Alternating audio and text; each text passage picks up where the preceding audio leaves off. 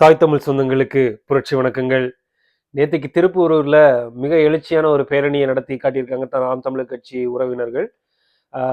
அண்ணன் சீமான் அவர்களுக்கு பெரிய வாழ்த்துக்கள். இவ்வளோ பெரிய ஒரு எழுச்சியான ஒரு பேரணி, பல்வேறு அமைப்புகளை ஒன்றிணைத்து எல்லாரோட சப்போர்ட்டும் கொண்டு வந்து ஒரு எழுச்சியான ஒரு பேரணி, அது போக ஒரு பொதுக்கூட்டத்தை நடத்தி முடிச்சிருக்காங்க. வழக்கம் போல அண்ணனோட உரை மிக எழுச்சியாக இருந்தது.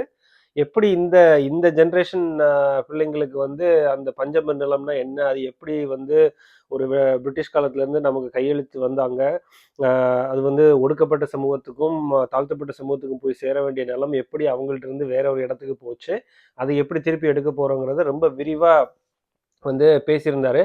உங்களுக்கு இந்த நிலத்தை இழந்தால் பலத்தை எப்படி இழப்பீங்க அப்படிங்கிறத ரொம்ப ஒரு மக்கள் மொழியிலே பேசி அவர் புரிய வச்சிருந்தாரு.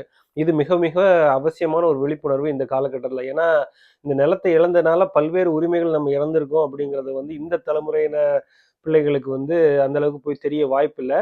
நீங்க இந்த நிலத்தை பொறுத்த வரைக்கும் அண்ணன் நிறைய பேசிட்டாரு. அந்த பஞ்சப்பு நிலத்தை பொறுத்த வரைக்கும் பேசிட்டாரு. நான் இன்னும் உங்களுக்கு ஒரு முக்கியமான விஷயம் என்ன சொல்லணும் அப்படின்னு நினைக்கிறேன் அப்படின்னா, இந்த நிலங்களே வெள்ளைக்காரன் ஆண்டுட்டு இருந்ததுக்கு அப்புறம் எந்தெந்த சமூகங்கள்ட்ட சேர்ந்துச்சு அப்படிங்கிறதே ஒரு சுவாரஸ்யமான ஒரு விஷயம். உள்நாட்டுல புரட்சி வெடிக்கும் போது இங்க பெரிய நில உடைமை சமூகமா இருந்த வெள்ளைக்காரர்கள் விட்டுட்டு தாய்நாட்டுக்கு ஓட போகும்போது அவங்க இருக்கிற நிலத்தை அவங்க ரொம்ப கூட இருந்து வேலை பார்த்துட்டு இருந்த பிராமணர்களுக்கும் சைவ பிள்ளைமார்களுக்கும், அது போக அவங்க வீட்டுல வேலை பார்த்துட்டு இருந்த சென்னையில இருக்கக்கூடிய பூர்வகுடி மக்களுக்குமே அவங்க கையில என்ன இருந்ததோ அதை வாங்கிட்டு அவங்களுக்கு கொடுத்துட்டாங்க இடத்த. அப்படிதான் சென்னையில இடங்கள் பிராமணர்கள் கையிலையும் பிள்ளைமார் கையிலையும் போய் சேர்ந்ததுக்கு காரணமே அதுதான். அவங்க தான் இன்னுமே நிறைய லேண்ட் ஹோல்டிங் வச்சிருக்காங்க. அதே மாதிரி பூர்வகுடி மக்கள்கிட்ட இருந்ததை அதுக்கப்புறம் வெள்ளைக்காரர்கள் வெளியேறினதுக்கு அப்புறம் அவங்களோட இயலாமையும் அவங்களோட பணத்தையும் பயன்படுத்தி மற்ற சமூகங்கள் அவங்கள்ட்ட இருந்து வாங்கிக்கிட்டாங்க. இதுதான் நடந்தது. அதே மாதிரி நீங்க இன்னைக்குமே சென்னை சிட்டிக்குள்ள நீங்க பாத்தீங்கன்னா பிரைம் ஏரியால சிட்டிக்குள்ள அவ்வளவு கன்ஜஸ்டடான ஒரு இடத்துல பாத்தீங்கன்னா கிறிஸ்துவ சபைகள்லாம் ஏக்கர் கணக்குல இடம் வச்சிருப்பாங்க உள்ள சிட்டிக்குள்ள. இது நீங்க ஏன்னு சிந்திச்சு பார்க்கணும். எப்படி சிட்டிக்குள்ள இவ்வளவு ஒரு பிரைம் ஏரியால பெரிய பெரிய சர்ச்சஸ், பெரிய பெரிய கிறிஸ்துவ சபைகள் எப்படி இவ்வளவு பெரிய இடத்த வச்சிருக்காங்க அப்படின்னா, ஒரு காலகட்டத்துக்கு முன்னாடி வெள்ளைக்காரன் மதமாற்றம்லாம் செய்யறதுக்கு அவனுக்கு விருப்பம் இல்லை. ஒரு உள்நாட்டுல புரட்சி வெடிக்கும் போது ஒரு கட்டத்துக்கு மேல ராபர்ட் கிளைவ் கவர்னர் ஜெனரலா இருக்கும்போது என்ன முடிவெடுக்கிறார் அப்படின்னா, இனிமேலும் இந்த மாதிரி நம்ம மக்களை வரி வசூலிச்சு நம்ம இந்த இடத்துல தாக்கு பிடிக்க முடியாது.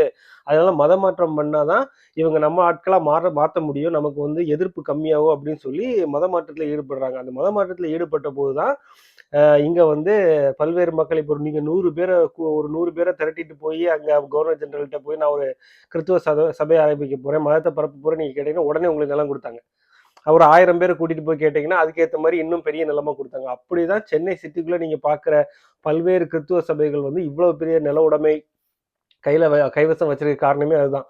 இப்படிதான் நிலம் ஒவ்வொரு கட்டத்துல இருந்தும் இதுக்கு முன்னாடி ஆண்ட ஆட்சியாளர்கிட்ட இருந்து எப்படி அடுத்த ஒரு சமூகத்துக்கிட்ட சேர்ந்தது, இப்ப யார் கையில இருக்குன்றத இந்த பேரணி இந்த பொதுக்கூட்டம் ரொம்ப ஒரு விழிப்புணர்வை ஏற்படுத்தி இருக்கிறது. எனக்கு எந்த மாற்று கருத்து இல்லை. ஆனா இந்த மொத்த அண்ணன் பேச்சினையும் எனக்கு குறிப்பா எனக்கு பார்க்க தோணுன ஒரு விஷயம் இருக்கு. அதை பத்தி தான் உங்கள்ட்ட நான் இன்னைக்கு பேச போறேன். அவர் சொல்றாரு, போன தேர்தல்ல 21 தேர்தல்ல கிட்டத்தட்ட 63 இடங்கள்ல நாம் தமிழர் கட்சி தான் ஒரு தீர்மானிக்கும் சக்தியா இருந்திருக்கு. எங்கெங்க ஒரு 200 300 35 தொகுதியில 200 300 500 வாக்குகள் வித்தியாசத்துல ஸ்டாலின் வெற்றி பெற்றதுக்கு காரணமே அந்தந்த இடத்துல 20,000 22,000 15,000 10,000ன்னு நாம் தமிழர் கட்சி வாக்கெடுத்து வச்சிருக்கு. அப்போ ஒரு ஒரு 60 கிட்டத்தட்ட 60ல இருந்து 65 தொகுதிக்குள்ள ஒரு நிர்ணய சக்தியா ஒரு தீர்மானிக்கும் சக்தியா நாம் தமிழர் கட்சி மாறி வந்துருச்சு அப்படிங்கிறத கிளைம் பண்றாரு. சீமான் அவர்கள் கிளைம் பண்றாரு.